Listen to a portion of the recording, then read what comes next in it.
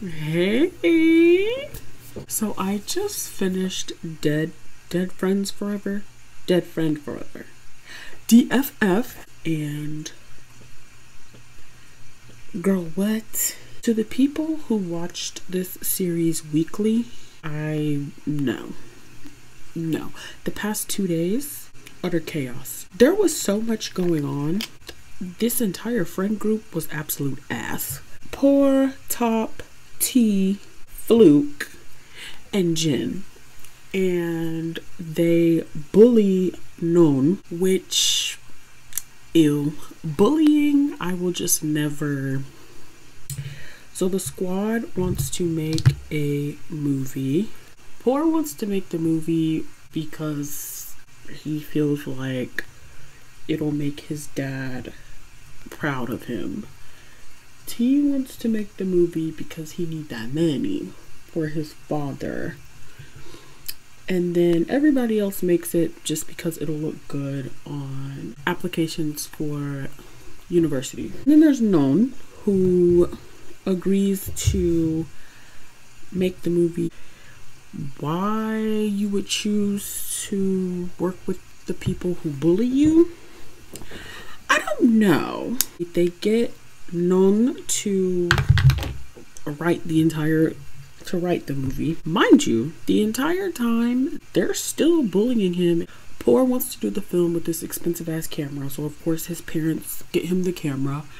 And then Top, his ass breaks the camera. And so they end up framing Non for breaking the camera. And then all hell breaks loose from there. So Poor, he's the stereotypical entitled wealthy guy. Yeah, everything about his character was pretty predictable. He took advantage and exploited somebody who he views as less than, and he got impaled with a tree. And then Top, we don't really know too much about Top aside from the fact that he was quite literally rotten and dying for T. He was loyal. He was loyal until his demise. Loyalty was his fault in this particular situation. Now, he was also a little bitch. Top is the one who broke the damn expensive camera, and then him and T blamed Non, which gave Poor more incentive to make Non miserable. We find out that T's uncle is a bit of a thug, a gangster, if you will. T and Top convince Non to get in on T and his uncle's illegal activities in order to pay off the camera, knowing damn well that he was not going to be able to get enough money. You know, they tricked him into doing that. There was no need for y'all to take advantage of him like that. And then Fluke was so irritating. You're privy to everything that's going on, and you're a bystander. You never try to stop them from doing the shady shit that they do. And then you want to be like, oh, this doesn't have anything to do with me. I'm just trying to be a doctor. Fluke was selfish as hell. And then the only person in the group that was being kind to Non was Jen. And I really thought that Jen was gonna be that guy. And then his bitch ass went and did some bullshit too. Non got into a crazy amount of debt. He had to pay for the camera. So where the hell was he gonna get the money from?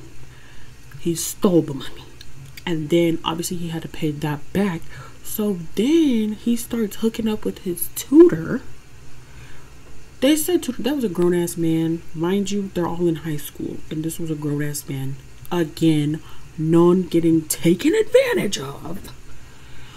And so the teacher gives him the money to pay off the camera and some of the interest in exchange for you know what. And I'm just like, bro, this kid can't catch a break. Like, what the fuck? So Jen's bitch ass catches them. Jen and Fluke They catch them, they record it. And yes, I'm saying they because Fluke didn't stop Jen from recording it, but Jen recorded it because Jen liked Non, but bitch, Non don't like you. Non got a whole ass boyfriend. Then he posts it on the internet. So that was basically the straw that broke Non's back. This entire friend group ruined that boy's life. Non disappears. And we're led to believe that, oh, no one knows what happened to him. He like ran away with the teacher, yada yada yada. Turns out T got a conscience and he decided to help. He got a job at like a PC bang and was like giving Non money so he could pay the debt off quicker. But yeah, his parents were low-key ass. So his parents were ass, his friends were ass, his brother was ass. Everybody was just ass. Non has a boyfriend, P. P knows that like Non's school life is terrible. He knows his home life isn't that great either.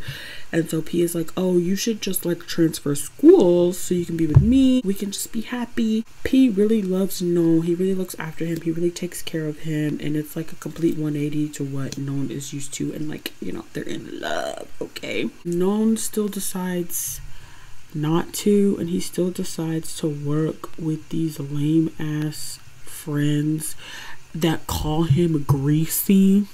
I don't know what he thought was gonna happen. He just wanted to make this damn movie, which okay, but like at the cost of, which clearly we now know was your life. He literally works himself to death. Who didn't see that coming? And we do find out the reason that T even works with his uncle and is the way he is because his dad is sick. While I do have empathy for T, you still did way too much unnecessarily. Tan/New is Non's brother who's away at university in England, and he comes back to work with P, Non's ex-boyfriend. Oh yeah, ruined his life reverse. Jen leaking that damn video made P break up with Non, and P was like, oh, get lost and die. That's exactly what Non did. So they infiltrate the friend group by transferring to the school, becoming friends with them because they want to find out the truth about what happened to Non. Tan/New has ulterior motives, of course, because of Non's disappearance. Tan/New and Non's mother, she gets sick and she dies. And then their father hangs himself literally like at her funeral because they like had to sell their house and stuff to make sure Tan/New had money for school. Tan/New didn't even go back to fucking school. He was playing high school to catch. Good intentions, but like, bitch. P wanted to expose the truth of what the squad did to Non because they knew that they were responsible for his disappearance because hello. They cook up this plan. Literally, we're cooking up hallucinogens and all kinds of shit to basically drug them and get them to tell the truth. So we thought Tan/New was drugging hoes to get them to murder each other. This is a lot to explain, and I don't even know if I'm doing a wonderful job at it. I don't think that I am, but I literally just finished watching it and it was a lot. And the only thing that I'm like so salty about that I'm just like, you really didn't have to do that. Bitch, why did they kill White? He's the only person that literally didn't do anything to anybody except fall in love with the wrong damn person. They really did not have to do him like that. Like, I understand why they did it, you know, because T doesn't die, and like White is basically the reason why T decided to like change and become a better person, and White was like the only thing important in his life. White is the reason why he wanted to get his life together, and T is the one who killed him under the hallucinogen. And I was so irritated because I'm all over the place, but I just keep remembering stuff. So almost everybody dies. except Jin and P. Not you falling for your ex-crush's ex-boyfriend. So they end up in like a little situationship. P does break up with him. After high school, they like don't talk to each other for like 2 or 3 years. And that's how they end up back at the cabin where they first shot the film. And then like we don't see them escape in the end. There's another time hop to 2 years later. And it's apparently Jin and P, they're locked in. And at the end, and this pissed me off because why would you end it like that? Like y'all ate, but why would you end it like that? They went back to their little spot at the lake, and P sees Non like walking into the water, and he like kind of gets put in a trance, and he was about to walk in the water too. And then Jin is like, oh, why I get to walk into the water? And P is like, oh, how did we actually get out of the house? And neither one of them can remember. And they're like, oh, what if we never got out? Because there was no news. No one found the bodies. There was no investigation. And we just went on and lived life normal. And then that bitch went off. And when I tell you my jaw was on the floor for like 5 minutes. Through the entire credits, I was like, no, they're lying. They're not going to end it like this. And they ended it like that. Overall, I give the show a solid 8 out of 10. Purely because they killed White and the ending.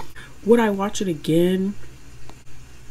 Yeah, I think I would watch it again. There wasn't like a boring episode. And even if I knew something was going to happen, like of course we all knew no one was dead, but like still the process of getting there was interesting. And I like guessed that Tan/New was his brother, but still getting there was a nice little ride. I would recommend you to watch if you haven't, even though I hope if you're watching this video that you watched it, because I just told the entire plot. I mean, obviously I didn't go into great detail about everything because then this video would quite literally be hours long. Low-key, I already feel like it's too long. This is the look. I literally haven't done my makeup since the last video that I posted on this channel, and that was literally like 4 months ago. So let me know what you guys think of DFF in the comments. Let's talk about it. I hope you enjoyed the video. Thank you so much for watching and listening to me yap about this series, and I'll see you in the next video.